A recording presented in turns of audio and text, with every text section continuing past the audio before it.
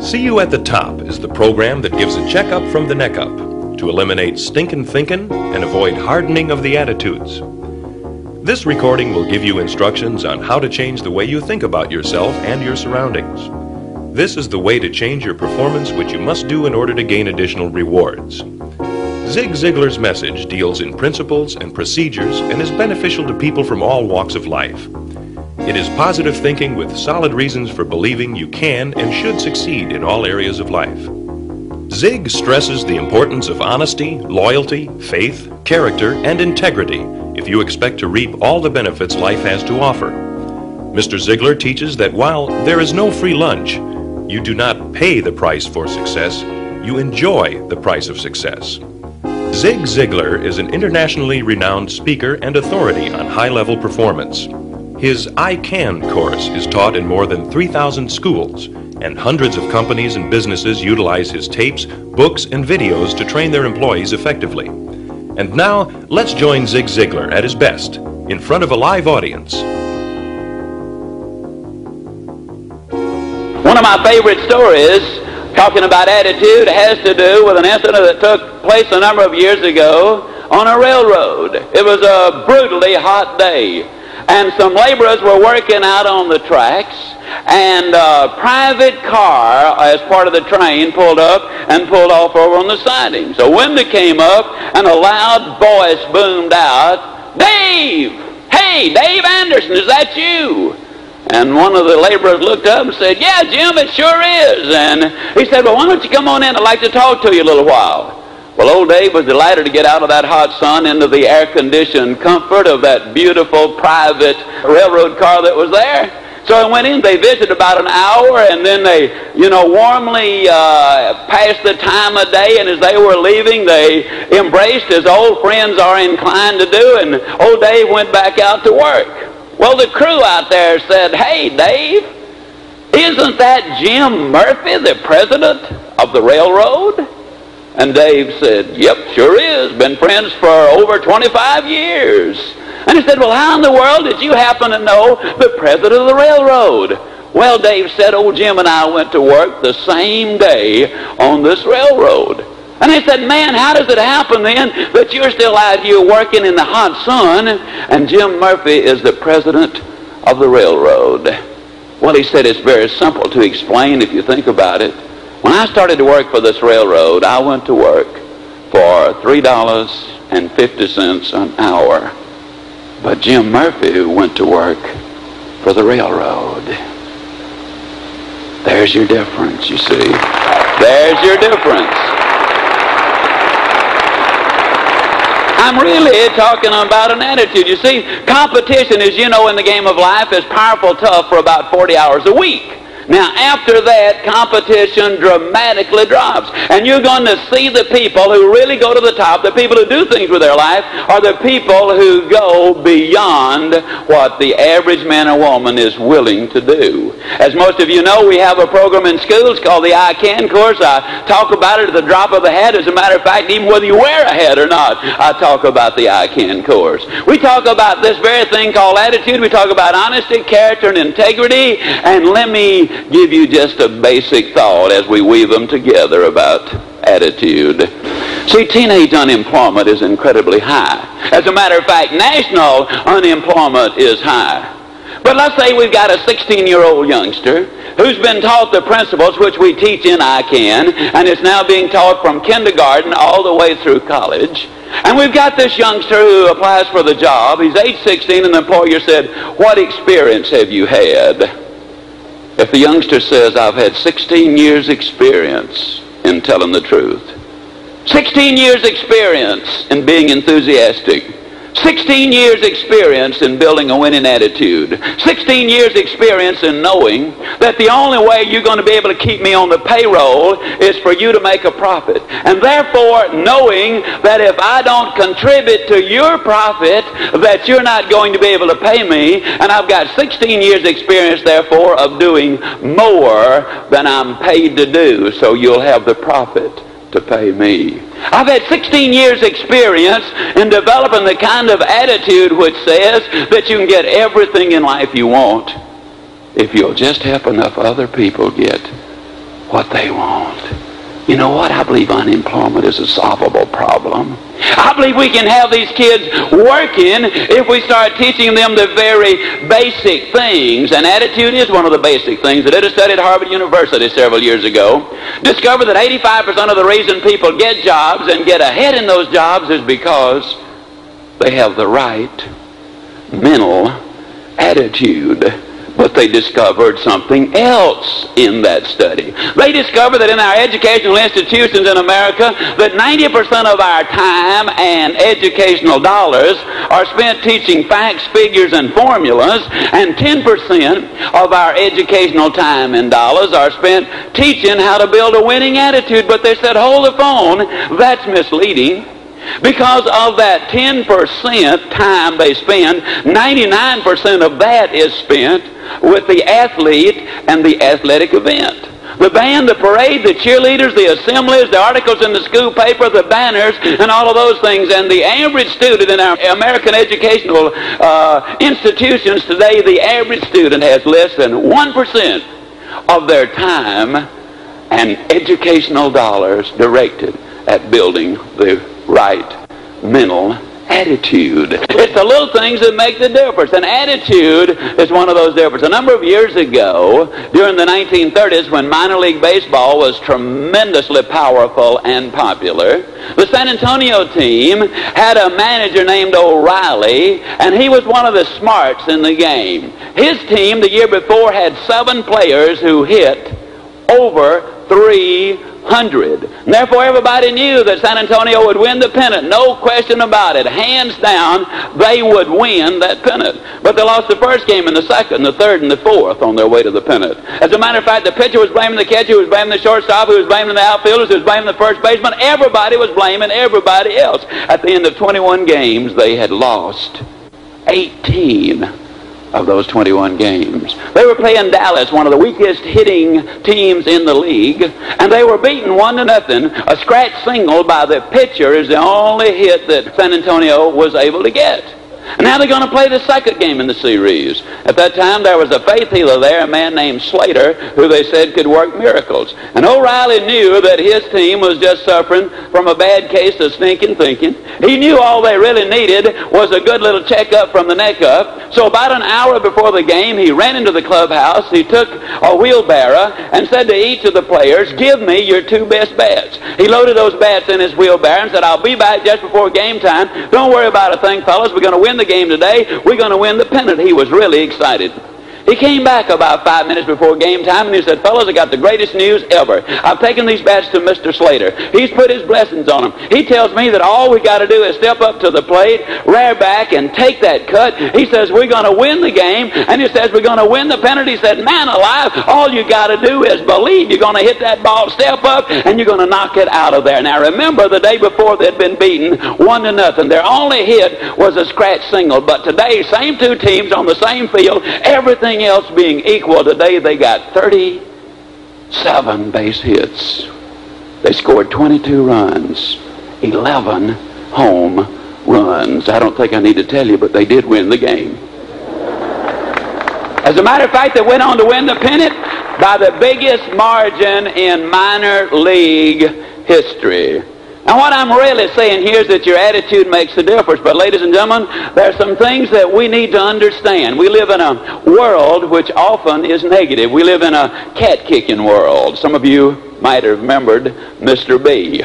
Mr. B called a meeting one day for all of his people. He said, now I notice some of you come to work late. I notice some of you leave early, and maybe that's my fault. Maybe I've not set for you the kind of an example that I should have been setting. So here's what I'm going to do. I'm going to start coming to work early. I'm going to start leaving late. I'm going to start providing you with the kind of leadership which will enable us to build the kind of company we need to have. We're going to be a giant in this industry. Oh, it was quite a little speech, and his intentions were good.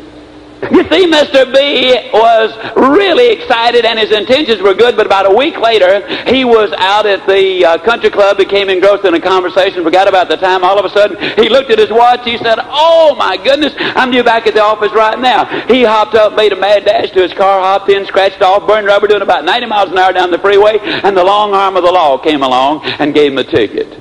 Now, you talking about a man who was upset. Mr. B was absolutely furious. He said, this is ridiculous. Here I am, a peaceful, tax-paying, law-abiding citizen, minding my business, and what does this dude do? He comes along and gives me a ticket. What he ought to be doing now is out looking for robbers and murderers and arsonists and leave us peaceful, tax-paying citizens alone. Oh, he was really upset. When he got back to the office, he was about an hour late. And he did what management has done since the beginning of time. Every time they get their hand caught in the cookie jar, they always say, look yonder. And then nobody looks here. In a very loud voice, he called his sales manager and he said, come on in, I'm going to talk to you about the Armstrong account. You've been fitting with that thing 6 weeks. You could have closed the deal a dozen times. Just come on in and tell me either yes, you did get it, or no, you did not get it. Oh, he was really upset.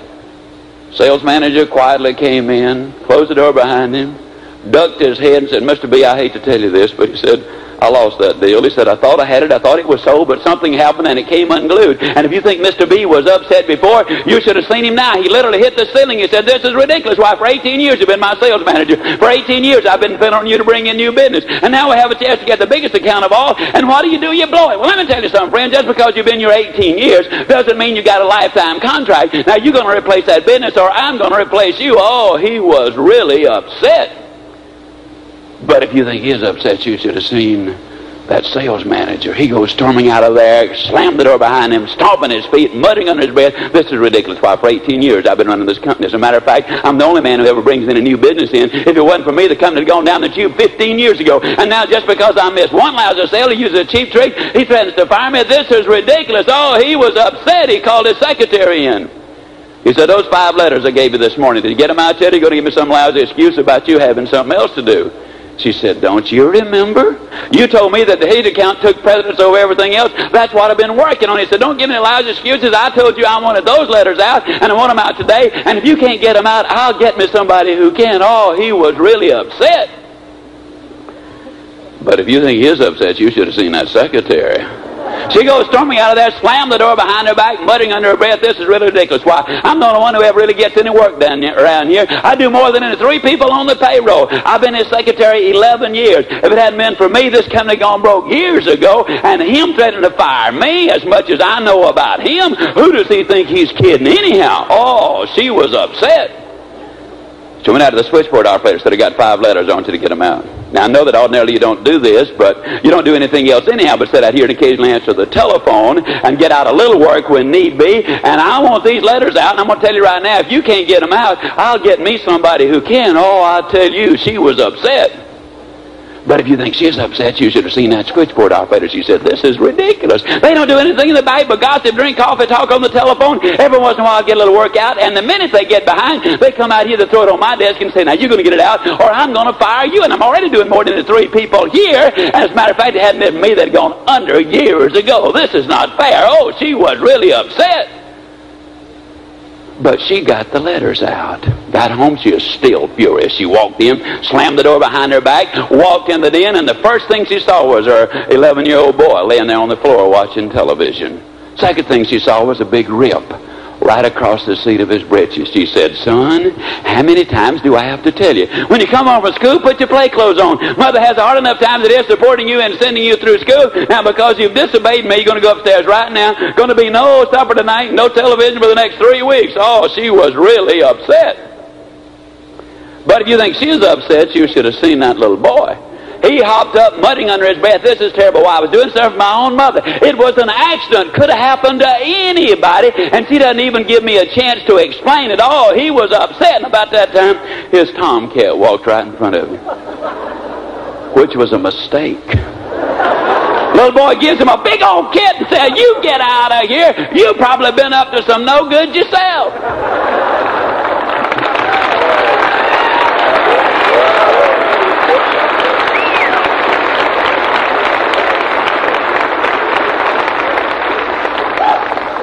Now, folks, if you think about it for a moment, that tomcat was the only creature involved who could not have altered that series of events. And if you think about it for another minute, wouldn't it have been so much better if Mr. B had just gone directly from the country club to that switchboard operator's house and kicked that cat himself?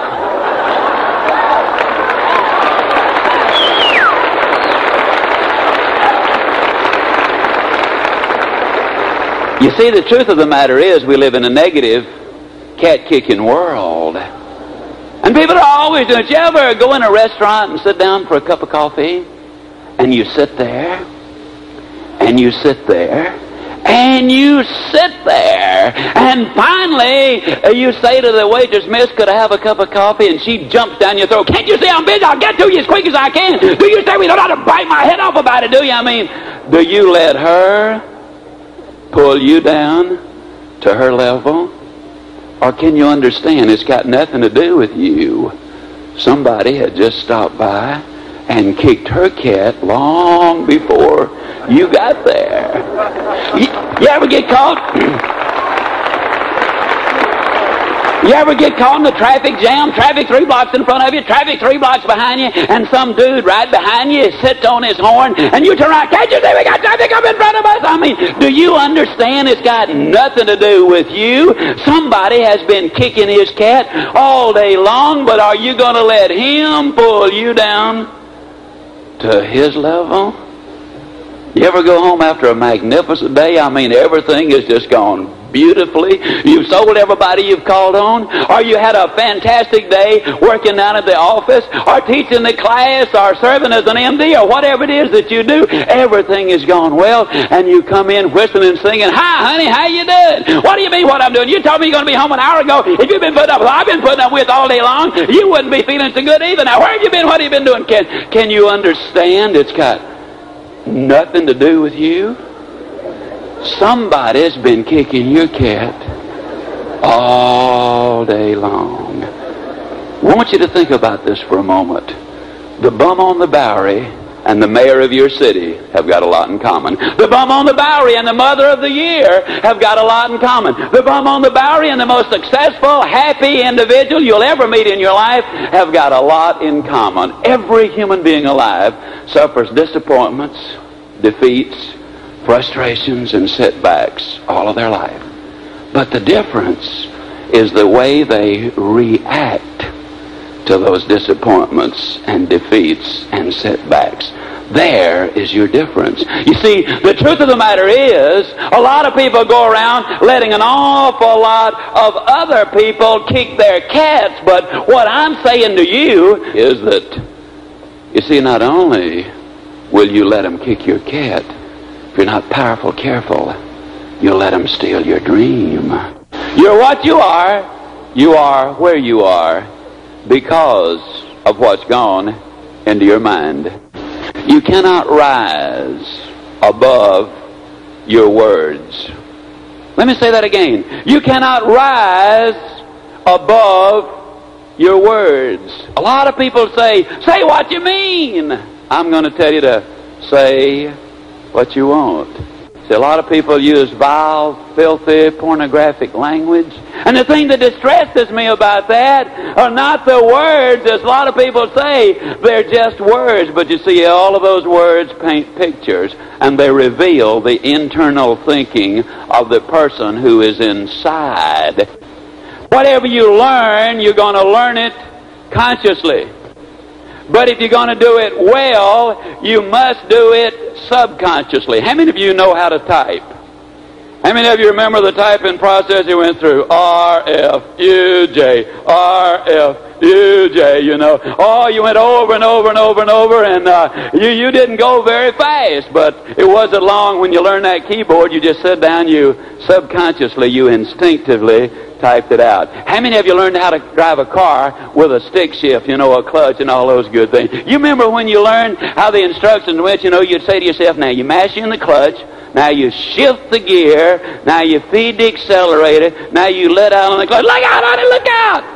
You know, you're in danger of running over somebody, backing up on the curb. How many of you remember how ridiculous you felt as you were trying to learn the car, at the bucks and the jumps and the number of times you killed the engine, you know, and whoever was teaching you how to drive really got all nervous and upset. And then a few weeks later, after you'd really learned how to drive, you had moved it over into the subconscious then, you know, and now you mash the clutch, you shift the gear, you feed the accelerator, you let out on the clutch, you roll down the car, you light a cigarette, throw out the match, and talk about your neighbor, all at the same time, because now you've moved it from the conscious over into the subconscious. Well, ladies and gentlemen, the exciting thing is that you can learn all things in the same way. You can teach moral values to your children the same way.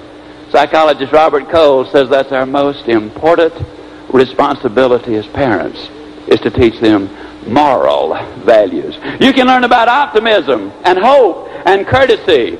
Every once in a while I get into some rather intriguing discussions with some of my egghead friends about this thing called motivation. And we sit around, and a lot of them are kind of individuals, they call themselves deep thinkers.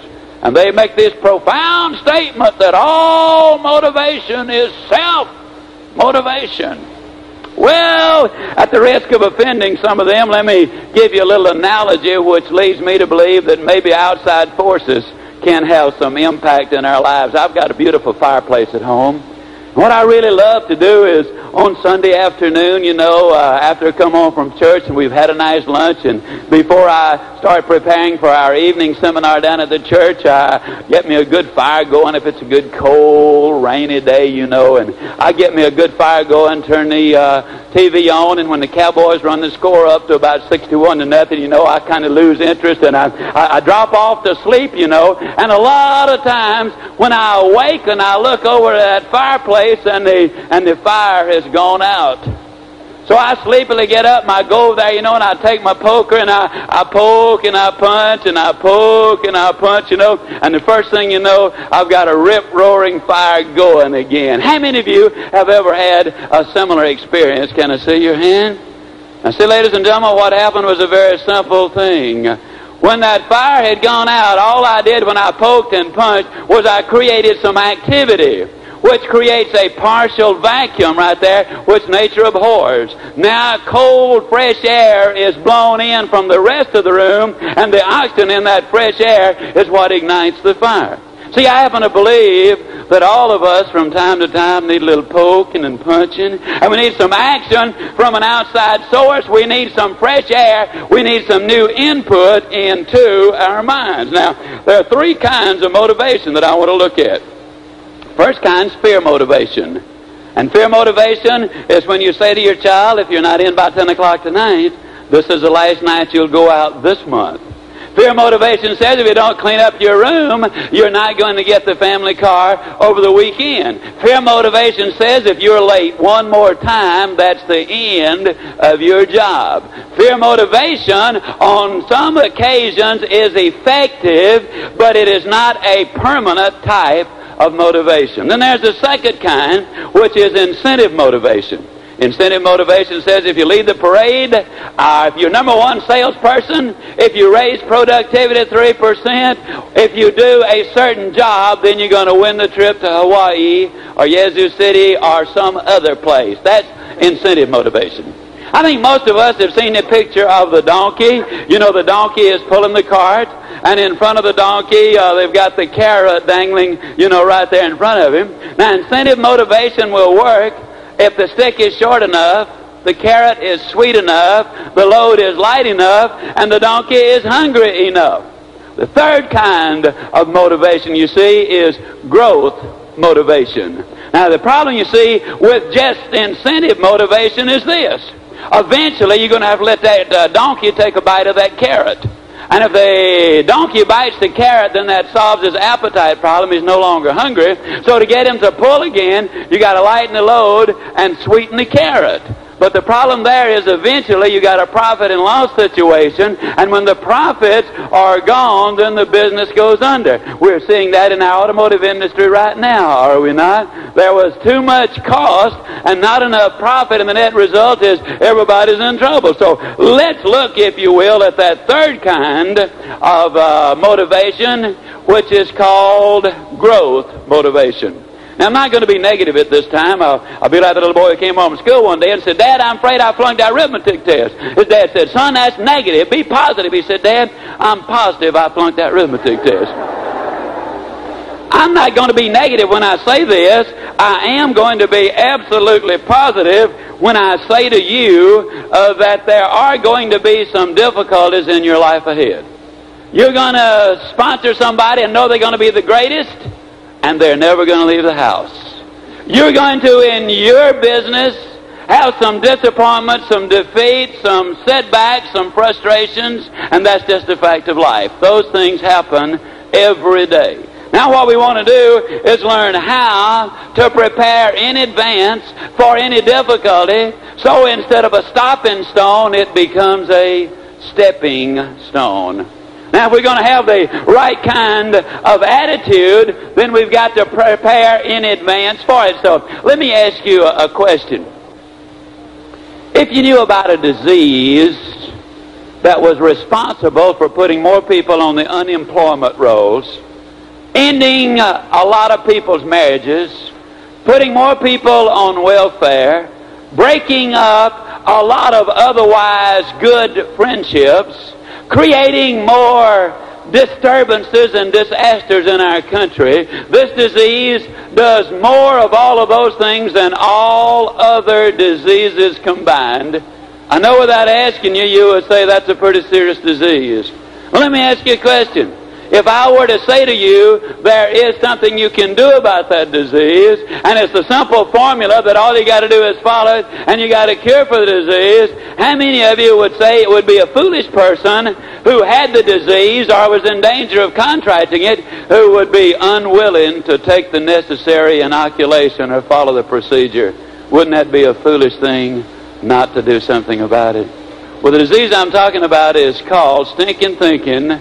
That's the preliminary disease. It leads to hardening of the attitudes, which is America's most deadly disease. There's no question about it. And there is a formula which would enable you to eliminate that stinking thinking and completely avoid hardening of the attitudes and acquire the health and the wealth and the happiness which are available in our country today. And what I'm going to do is say that it also offers peace of mind and friends and personal growth, and it simply involves a simple formula. Now I'm going to share this formula with you because I know it's a formula which absolutely will work. And the first step that in this formula that you got to follow is you've got to reverse the way you get up. Now I did not say get out of bed backwards. I said reverse the way you get up. But how do most people get out of bed every day? When that opportunity clock sounds off in the morning, you know, they reach over and they shut it off. And a typical procedure is kind of like this. They slap their face a time or two, and they say, "Hon, is it time to get up already?"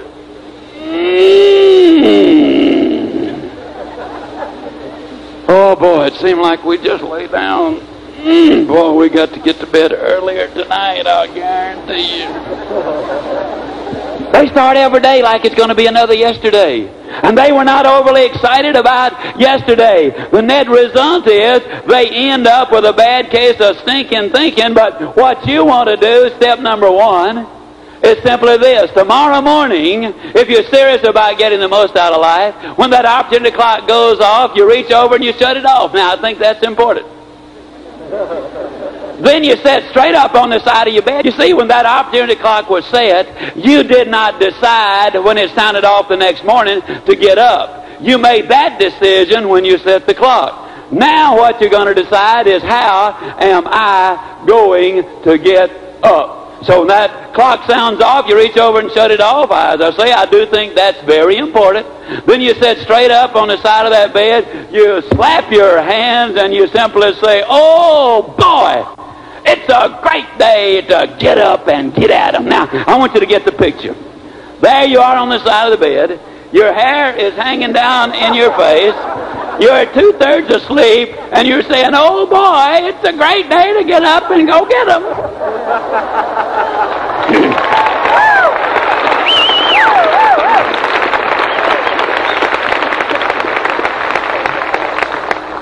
And I guarantee if you live to be 1,000, you'll never feel any sillier than you do the first day you do that. Can you imagine? There you are sitting on the side of the bed, and I clearly understand that you're an intelligent, educated, successful man or woman, probably conservative. Maybe you might even be a senior citizen. Of course, you might be a teenager listening to this recording. You might be a doctor or a psychologist. You might be a coach. You can be anything in the world. And here I am suggesting that you act like a 7-year-old child. You better believe I'm suggesting that you do exactly that. Because you see, when you slap your hands, you are, if you think about this for a moment, you've already accomplished two things. Number one, you are up. And that's where you wanted to be when you set the clock. Number two, you've started to reach in and take control of your own mind and your own attitude. Never will forget, I had an 80-some-odd-year-old lady at one of my programs one evening, and I went through this, and she told me later, she said, Mr. Ziglar, I thought that was the dumbest, silliest thing I'd ever heard. There you were, telling me, a senior citizen who had lived all of my life and only had a few more years to go, and you were telling me that I ought to get up in the morning acting like a child, slapping my hands and saying, oh boy, it's a great day. And as I was driving home that night, I got to laughing about that. I mean, that young man is just off his rocker. And then she said, I don't know what happened, but she said, I studied about it again. And she said, well, you know, I do live by myself. And she said, nobody but me would know about it. And she said, you know, I kind of got to playing with the idea. And then she finally, instead of saying why, as most people do, she said, why not? And the next morning she said, I set that opportunity clock, and when it sounded off, I reached over there and I shut it off. And she said, I sat up on the side of my bed, but she said, Mr. Ziglar, got to confess to you, when I reared back to slap him, I couldn't do it. She said, I was already just laughing my silly head off. The very idea. And she said, you know, an amazing thing happened. I bet I thought about that 19 times during the course of the day. And she said, every time I thought about it, I got tickled. Net result, good day. See, a good minute is a miniature hour. An hour is a miniature day. A day is a miniature lifetime. And the way you get up in the morning plays a big part in how you go up in life. And I want you to think about this with me just for a moment as we talk about this. You see, in the game of life, when you sow an action, you reap a habit. When you sow a habit, you reap a character. And when you reap a character, you reap a destiny. And I want you to think about this with me. Every good habit known to man, whether it's losing weight, every good habit, whether it's stopping drinking or whatever it is, or tithing to your church, or being pleasant to your mate and your children, every good habit you got to reach up and grab and hang on to for dear life.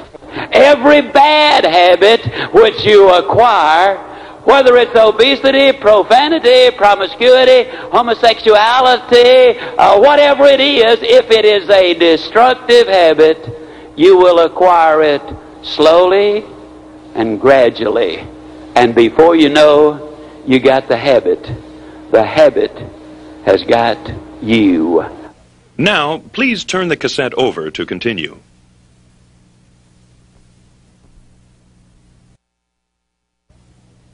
I've never known a person to start out to become a drug addict or an alcoholic. When I started my research on this 8 years ago, one person in 14 who took an occasional drink became an alcoholic. Today, one person in 9 who is a social drinker will become an alcoholic.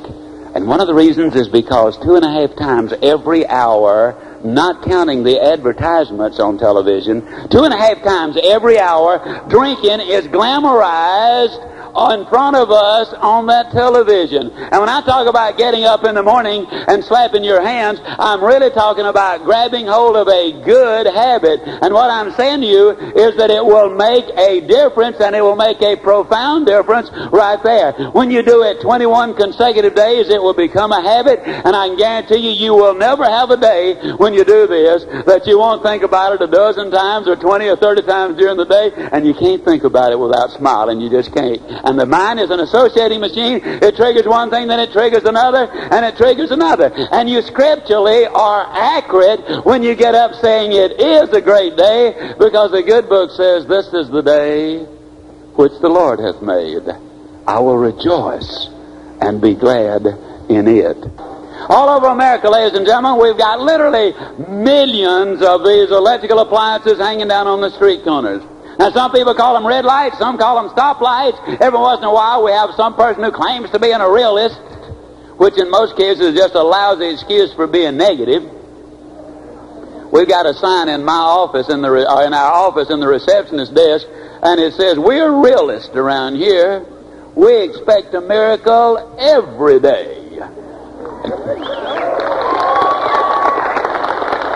Now, a lot of these realists call those lights, they call them traffic lights. But in the future, what we're going to understand is we got to change their names. You see, the average American spends 27 hours every year in front of those lights. Now, no, none of you folks would dream of doing a thing like this, but let me ask you, have you ever pulled up next to one of those lights or in front of one of those lights to wait on it so it would have the right color so you could go ahead? And as you pull up in front of it, you know, you look over to your left and you can't believe it. There's some dude sitting over there, and he's got his hands firmly gripped on that steering wheel. I mean, he doesn't want that car to go anywhere. And he's got his mouth all tightened up, you know, just in case he has to talk to that light. And then after a minute or two, you watch him, and he starts pressing the accelerator, race the engine. Because, you see, he understands that if he races the engine, it's going to change the color of the light up there.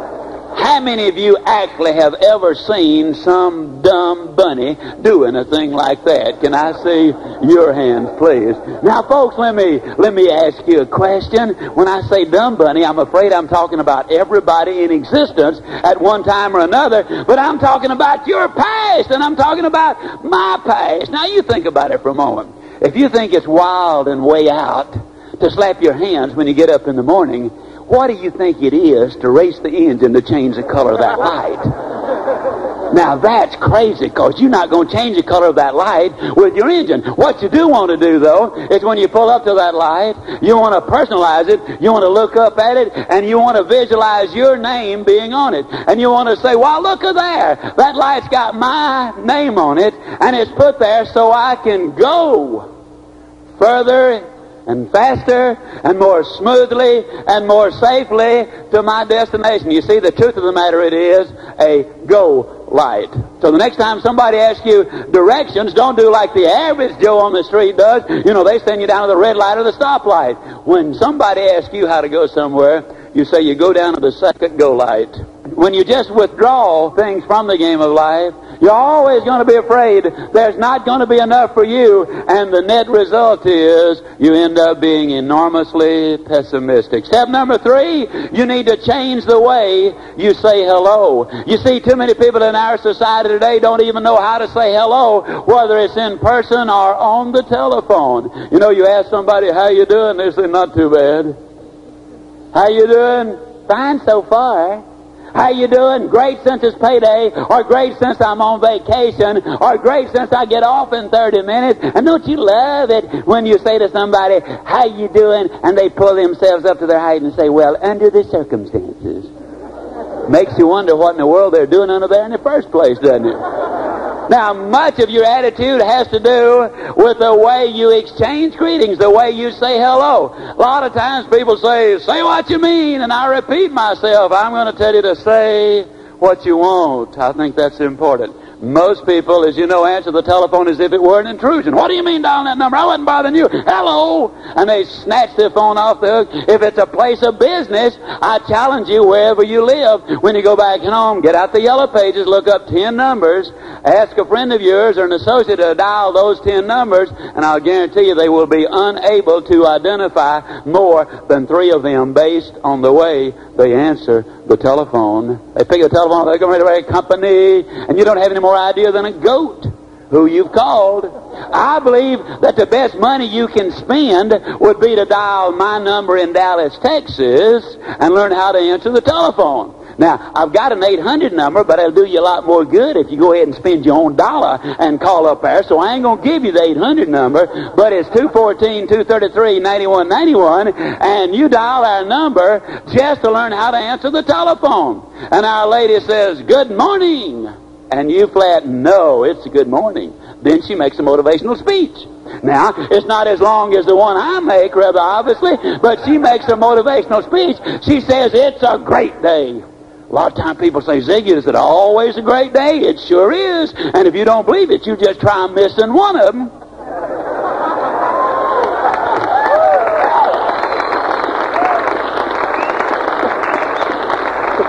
Then she gives the name of the company. Now, when I'm at home, and I do stress this is at home, I answer the telephone singing, oh, good morning to you. Now, I'll be the first to admit sometimes there's a long pause. And then I said, if you don't speak up, I'm going to hang up. A lot of times they say, who is this? I said, whoever you want. Who do you want? Man, you sure do feel good today. And I said, yes. Many years ago, I decided I was going to feel good today. 98% of the way you feel is determined by the decision you make as to how you're going to feel. And I'm going to get into that in just a moment. See, a lot of people decide they're going to feel bad, and they end up not disappointed. Whatever you plant in your mind and project is what's going to happen in your life. The problem is most people plant what they don't want. We were doing some filming in Dallas a few months ago. We took a break, and when we came back, a little lady seated on the front row had a soft drink, and we had asked everybody to put everything out of sight because those cameras do pick up everything. And as she slipped her soft drink up under her chair, she said, "Now watch me spill this." Did she want to spill it? Was she planning to spill it? That's exactly right. You ever notice you say to somebody, well, I see you got a fresh case of the sniffles. Yeah, but it don't really get bad till the third day. That's when it kills me. They are programming themselves, you see, for those things. A lot of times I'll answer the telephone and I'll just pick it up and say, howdy, howdy, howdy. Or I might pick up the telephone and say, good morning, this is Gene Ziglar's husband. Never will forget, one Sunday afternoon I picked up the telephone and I said, good afternoon, this is Tom Ziglar's dad. Little Sam Wing from down the street was taken somewhat aback, and he said, Tom there? I said, he sure is. He said, can I speak to him? I said, of course, Tom. And old Sam thought I laid the telephone down. He turned to his mother and he said, boy, they've sure got a weird way of answering the telephone. But I noticed for the next 2 or 3 months, every time I'd pull that car in the driveway, 2 minutes later, the telephone would be ringing. Old Sam would be at the other end. He'd say, is Tom there? Is Tom there? He didn't want to talk to Tom. He wanted to hear me answer the telephone.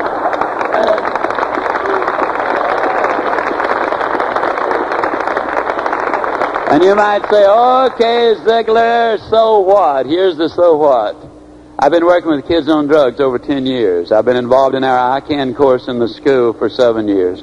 I can tell you with as much certainty as I can tell you anything in life, when your child is between the ages of 9 and 15, when they need you the most, they're the least comfortable in your presence.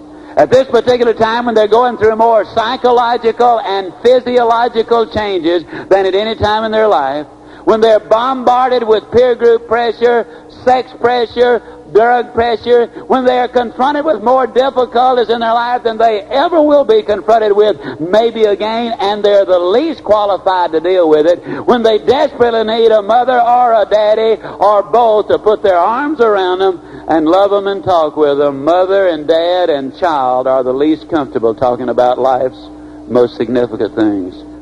I will say that one of the tragedies is that we don't have enough people who are willing to tough things out. I don't think life is easy. I think it's tough.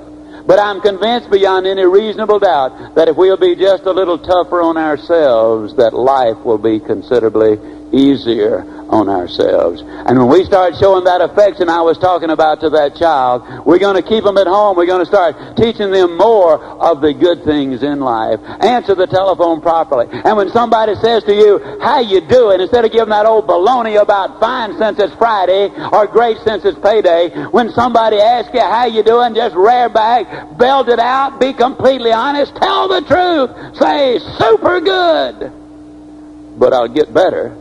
Or fantastic, and it's improving. And you might say, well, now, wait a minute, Ziglar. Daggone it all, suppose I'm not doing super good or fantastic. Am I telling the truth? Why, certainly you're telling the truth. You're just telling it in advance, that's all.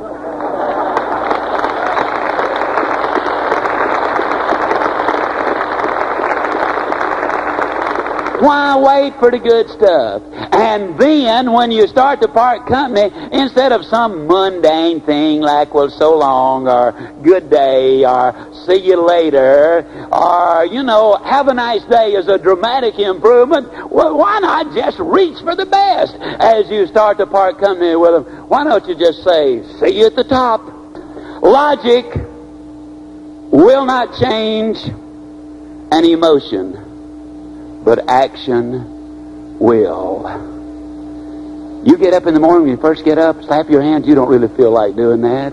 Logically, it shouldn't work, but I can guarantee it. All you got to do is try it. It'll work. When you start answering the telephone and responding super good, I can absolutely guarantee you it absolutely will work. So step number 3, change the way you say hello. Step number 4, set your gyroscope. I don't know how many of you watched Candid Camera several years ago, a lot of years ago. But I believe it was Dorothy Collins who was on. She had a suitcase in the cart of an office building, and there was a gyroscope in it which was set to go straight ahead. It was very heavy, and some dude would be walking down the cart, and Dorothy would say, "Sir, would you mind picking up that suitcase and taking it into the office for me? It's too heavy for me." And the dude would smile, and he'd reach down, he'd pick up that suitcase, and he'd start walking down toward the office. But when he'd start to turn left to go in that office, he could turn left all he wanted to, but that gyroscope was set to go straight ahead, and it bitterly resisted any kind of turn. I tell the story because inside of every creature on the face of this earth, there's a built-in gyroscope. A duck who's never survived the winter, if he were left all to himself, when the winter approaches, that duck would automatically start flying south. There's something built in called the law of self-preservation. Take a young squirrel 1,000 miles from all other squirrels. As winter approaches, that young squirrel, if left entirely alone, would start storing nuts for the winter. There's a law, it's called the law of self-preservation. But you see, there's a difference. The duck and the squirrel had no choice. Man is entirely different. Go out to the seashore, to the lake shore. You watch the sailing boats sail. There are 1,000 sailing boats out there. They're going in 360 different directions, but the wind is blowing in only one direction. Then how can they go in 360 different directions? Very simple. The person, the human being, the man or the woman on that boat has set the sails. It's the set of the sails that determines the direction of the boat. I fervently believe that as a result of what we're talking about here, that you can set those sails in the right directions. I believe that you can set your gyroscope with one simple process. Anytime you're on the telephone, we need to start conditioning our thinking in the proper way. And as you're talking, instead of doing the doodling, you know how some people do, they will draw a circle, then they'll put a square in the circle, then a rectangle in the square, then a triangle in the rectangle, and the square in the circle, and then they'll start putting a little lattice work in there, then they'll start doing the shading. Oh, some of them get pretty good at it, but what is the going price of doodles in your hometown? I'm convinced the doodle market is fairly limited, so why not, instead of doodling, as you're talking, write down, I can. And then as you wind up the conversation, put I can and I will, and then write out whatever your immediate goal is for the moment. Step number 4 is set your gyroscope. Step number 5, feed your mind. It's an interesting fact. Most of us eat 3 times a day. As a matter of fact, I've noticed that when somebody misses a meal, they make a big deal out of it. They say, I was just so busy, I didn't even have time to eat my lunch today. I said, man, pay attention. I didn't have time to eat lunch. That was a big deal. A lot of times I'll ask people, when is the last time you deliberately, on a regular schedule, fed your mind? The good, the clean, the pure, the powerful, and the positive. For the 50th time, you're what you are, you're where you are because of what's gone into your mind.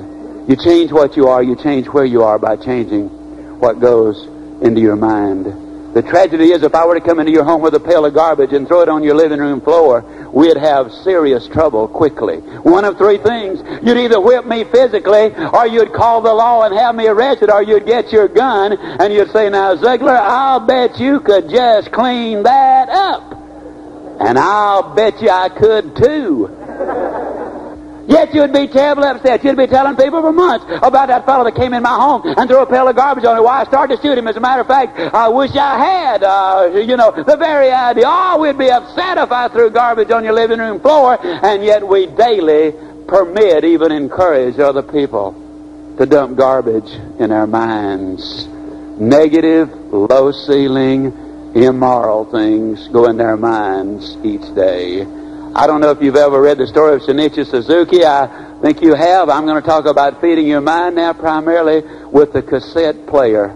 I'm going to make a bold statement. I used to say I wouldn't take $10,000 for mine if I couldn't replace it. Later I said I wouldn't take $25,000 for my cassette player if I couldn't replace it. Later I said $50,000. Today, with inflation and all what it is, I'm going to make a flat statement. I wouldn't take $100,000 for my cassette player if I could not replace it.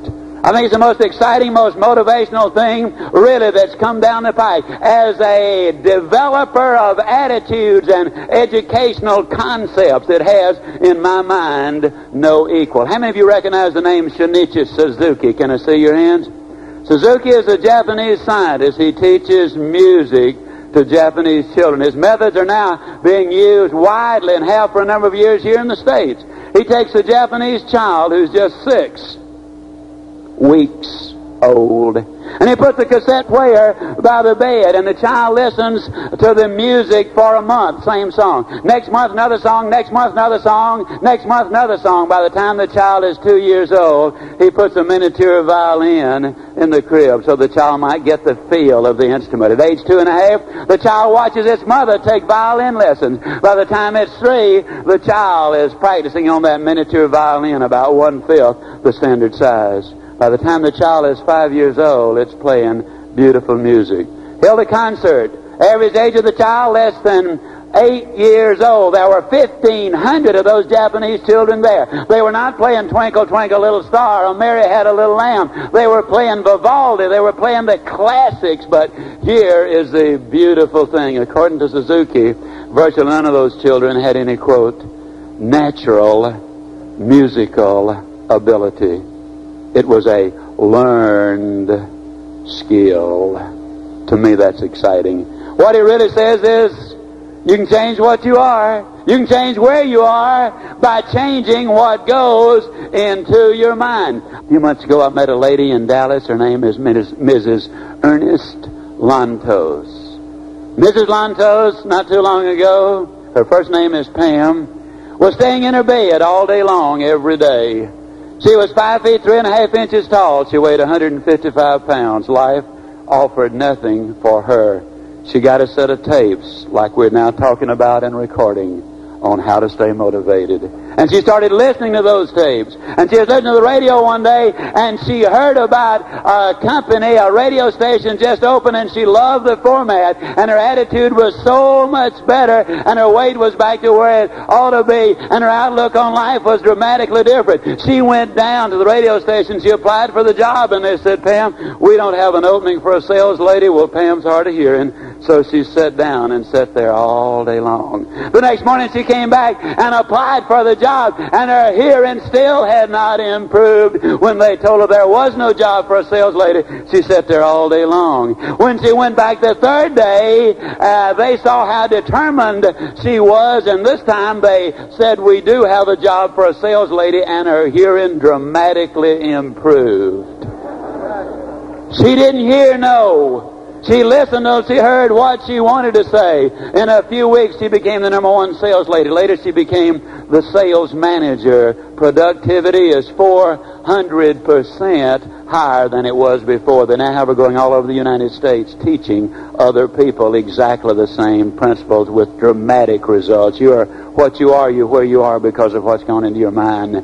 I'm going to beat you to death with it. You might as well go ahead and finish the phrase. You can change what you are. You can change where you are by changing what goes into your mind. Mr. Wallace Johnson, co-founder of Holiday Inns International, a man over 70 years old, told me that he reads 2 good motivational books a month. He listens to motivational recordings every day. W. Clement Stone, I don't know how much he's worth, but he's given away well over $100 million, has told me that he listens and reads every day in his life. Mary Kay Ash told me that before she cranks her car, every day she cranks up her cassette player. Eric Garner, Senior Vice President, Holiday Inns International, listens every day. Eric Garner, incidentally, told me that when he went through our 4-day school in Dallas, that although he finished only the 5th grade, he's gotten his education by reading these books and listening to these tapes. Alan Bean, the man who's now in charge of the astronauts, one of the men who walked on the moon, said to me that as the astronauts were on the way to the moon and back, and as they were on the space platform going round and round, they were listening to motivational recordings. And I'm pleased to be able to say to you that some of the recordings they were listening to were fantastic. You need to feed your mind. Step number 6, ladies and gentlemen, if you want to build a winning attitude, you've got to get involved in an exercise program. You see, man is mental, he's physical, and he's spiritual. Let me quickly tell you why an exercise program is so critically important. The mental and the physical do go together. When you exercise, see, at the end of the day, a lot of times people are tired and tense. You can either stomp your feet and kick the doors in and slam things around and otherwise act like a spoiled 5-year-old. Or you can take a couple of drinks or a couple of tranquilizers and otherwise figure out ways for self-destruction. Or according to Dr. Cooper, you can exercise. When you exercise, you activate the pituitary gland. The pituitary gland then literally floods the system with endorphins. Endorphins are 200 times more powerful than morphine. And as you flood that system with those endorphins, you literally get on a natural chemical high. That's what happens. I cannot begin to tell you what it has meant to me since I've been on an exercise program. How much more energy I've got. How much more vitality is there. All of the good things which go along with it. I'm going to say to you that if you will put on a little exercise program and exercise just before you conduct a meeting, you're going to have a better meeting. The creativity really goes up. Most people are familiar with a cancer drug called interferon. Now, interferon is a relatively expensive drug, but there's a source of interferon, and incidentally, Dr. Kozak believes that interferon is going to represent a real breakthrough. They're playing it pretty cool so far because there have been disappointments in the past. But interferon has another source. That's your white corpuscles. How do you smooth talk your white corpuscles into producing interferon? Would you believe positive thinking? That's right. All you got to do is feed the good, the clean, the pure, the powerful, the optimistic into the mind, and the body will do some amazing things. Everybody here knows about the placebo. How you can take this control group and give them the real drug, and this control group and give them placebo, and the people who get the placebo have remarkable improvement as well. And the reason is very simple. The mind is fooled. And you're told and you're thinking, boy, this is doing me some good. Boy, this is good for me. Boy, this is good for me. And the astonishing thing is the mind then produces the substance which renders a lot of good. A healthy body, ladies and gentlemen, makes for a more alert mind.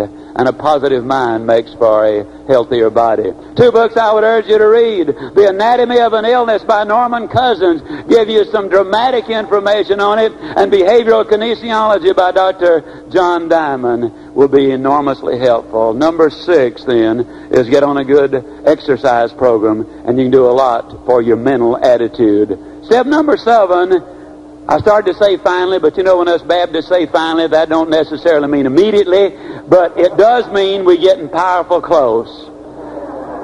Step number 7 is this: be still and listen. We're in a helter-skelter world. We're in a world where everybody is go, go, go, hurry, hurry, hurry. But you need those still, quiet moments even beyond that. You know, it was during those still, quiet moments that Martin Luther found the reserve and the strength to create an entirely new movement in world history. It was during those still, quiet moments that George Washington at Valley Forge found the strength to build a nation. It was during those still, quiet moments at Gethsemane that our Lord found the strength for the awful ordeal which he faced at Calvary. Yes, we do need those moments. We need them so that we might meditate and contemplate and pray and just think on all of the things which are there. We've covered a lot of material in this particular series. We've brought you 7 specific steps for building a winning attitude. Let me conclude by saying this. When you do the things I've been talking about doing here, there are going to be some people who are going to criticize you. But let me remind you that since the beginning of time, nobody has ever erected a statue to a critic.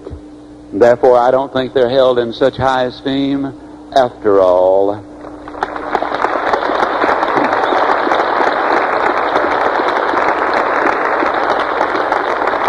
There are a lot of people who are going to look at you and say, well, you're different, and of course they'll be right. You'll be so different, you'll be one of the 5 people in 100 who are getting the things out of life you want instead of having to want the things you've got. And you'll be qualifying for the whole ball game. I said it earlier in this series, I'll say it again. I don't think God loved Adam and Eve and Nicholsworth more than He does me and you. They had it all.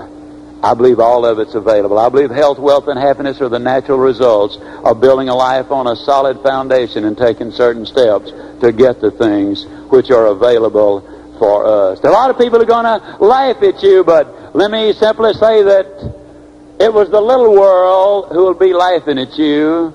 The little world laughed at Robert Fulton when he went steaming by on that steamship in the Hudson River. But the big world was gathered watching him as he made that historic journey downstream. The little world laughed, but the big world was right there at Kitty Hawk, North Carolina, when the Wright brothers made that flight into space that changed not only the face of the globe, but bids to change the face of the universe. The little world laughed, but the big world was tuned in when Alexander Graham Bell made that historic phone call which changed communications forever. The little world might laugh at you when you start on your journey, but I can absolutely guarantee you it's going to be the big world who's going to be right there at the finish cheering you across when you reach the destination which they said you could not reach. And let me remind you that what you get by reaching that destination will not be nearly so important as what you will become by reaching that destination. Thank you very much. Thank you.